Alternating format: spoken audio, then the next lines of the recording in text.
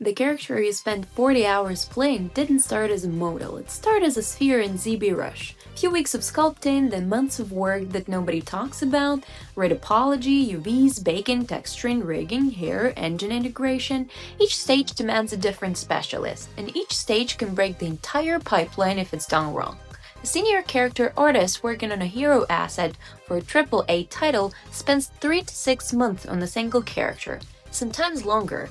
Hussein Diba, one of the top character sculptors in the industry, spent 3 weeks just on the photorealistic sculpt of Javier Bardem. That was before Retopology, before texturing, before the model touched the game engine.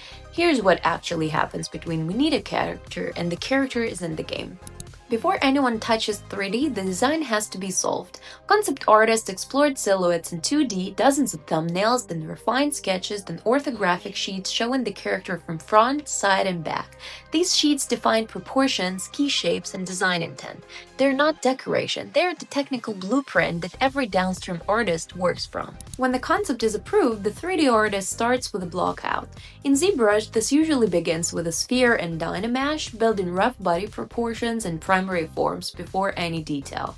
The blockout is intentionally crude. It exists to lock in proportions and silhouette before time gets sunk into details that might get cut. Blockout takes hours. The finalized concept takes weeks. Every minute spent here saves days later in production. The high poly sculpt is where the character gets its identity. Pores, wrinkles, fabric folds, scars, armor detail, anything that makes the character feel real or stylized in a specific way. Polygon counts here can hit 10 million or more. The model is intentionally heavy because none of this geometry is going into the game. Tools split between specialties. ZBrush handles the body, face, and hard surface armor. Marvelous Designer simulates clothing as an actual fabric. Patterns are cut digitally, sewn together, and draped on the character. The result is then re-imported into ZBrush for hand-sculpted refinement. This stage is the longest creative phase of a character production. For a hero character in a AAA game, sculpting alone takes 3 to 6 weeks. The background characters, days. The high poly model can't run in a game, so artists rebuild it. Retopology is creating a new low poly mesh that follows the form of the sculpt but uses far fewer polygons. Edge loops have to flow correctly around joints, shoulders, elbows, knees, the face, because the mesh will deform during animation. Bad topology breaks the character every time it moves. For the reference, Ellie from The Last of Us Part 2, confirmed by Naughty Dog as the highest polygon character model among Sony's first-party studios at the time, runs around 30,000 triangles in real-time gameplay.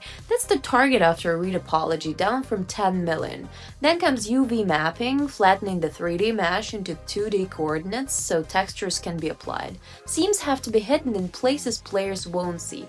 Textile density has to stay consistent across the model. None of this is creative work. All of it is required before the next stage can start. Baking is how detail from the high poly sculpt transfers to the low poly mesh. A normal map captures every wrinkle, every scratch, every surface variation as a flat image and then projects that detail onto the simpler model. The character looks like it has 10 million polygons. It actually has 30,000. Texturing happens in Substance 3D Painter, the industry standard. Model AAA characters use PBR, physically based rendering, which means materials are defined by real-world properties: metalness, roughness, specularity. Character can have 8 to 16 separate texture maps per body section, each at 2K or 4K resolution. For AAA hero characters, texturing alone takes 2 to 3 weeks. The artist isn't just painting, they are calibrating how every material reads under different lighting conditions in the engine. Hair is its own discipline. On Horizon Zero Dawn, Guerrilla Games dedicated a specialist purely to hair production for Aloy. Modern character hair is built either as cards, flat planes with hair textures placed strategically, or as groom systems with millions of individual strands.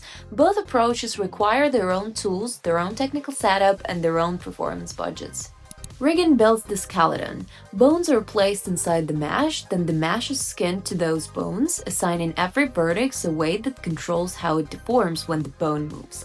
AAA facial rig alone can have over 200 control points for expressions.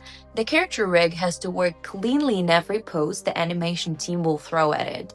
Then engine integration. The character imports into Unreal or Unity. Materials get assigned, LODs get generated for distance scaling, shaders get tuned for the specific lighting conditions in each level. This stage looks like a setup. It's actually where most production-killing bugs appear. For one AAA hero character, 3 to 6 months of work, 4 to 6 different specialists, 6 to 8 different software packages, and a dependency chain where each stage blocks the next. Now multiply that by the cast. Baldur's Gate 3 has roughly 500 interactable NPCs across 3 acts. Each one had to pass through a version of this pipeline. Lorien Studios spent 6 years on the project across multiple countries. A significant portion of that time wasn't on creative work. It was to keep a pipeline running at scale without breaking under its own weight. This is why studios outsource character art, not because they can't sculpt, because the pipeline never stops. The cast keeps growing, and somewhere between concept and engine, every character has 8 ways to break and 1 way to ship. A modern 3D character isn't one job, it's 7 stages, 6 specialists, and the kind of pipeline discipline that takes years to build inside a studio. Kevro Games produces 3D character art for AAA games, indie projects, and cross-platform titles. Concept design, sculpting, retopology, texturing, rigging, and full engine integration in Unreal and Unity, with 13 years building character pipelines at production scale.